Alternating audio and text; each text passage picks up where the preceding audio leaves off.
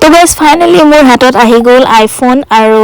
ভবা নাছিলোঁ যে মোৰ বাৰ্থডে পেণ্ডিং গিফ্ট এটাও আছে বুলি আজি পাই গ'লোঁ এটা আকৌ ছাৰপ্ৰাইজ গিফ্ট যোনটো মোৰ বাৰ্থডে পেণ্ডিং থাকি গৈছিলে বুলি কৈছে অৰুন্ধতী আজি একদম মৰমত মোক এটা আইফোনো গিফ্ট কৰি দিলে বাৰ্থডে দিনটোতো বহুত বেছি স্পেচিয়েল কৰিলে আজি আকৌ এটা মোক আইফোন দি মোক বহুত স্পেচিয়েল ফিল কৰালে পুতাংহঁত চব আহিছিলে আৰু পুৰা সিহঁতে ভিডিঅ' কৰাত ব্যস্ত আৰু মই এফালে মানে মোবাইল আনবক্সিং কৰাত ব্যস্ত মই আকৌ খুলিবলৈ দিছোঁ মই মানে বহুত এক্সাইটেড হৈ আছোঁ আৰু সি মানে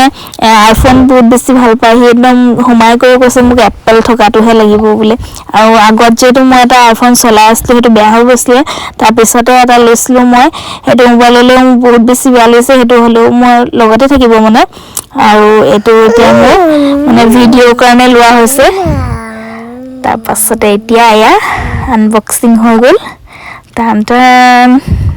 বহুত বেছি কিউট আৰু মোবাইলত মই সেইটো ডাঙৰটো লৈ মানে এইটো এতিয়া বহুত একদম কিউট আৰু একদম টিকলা মিকলা লাগিছে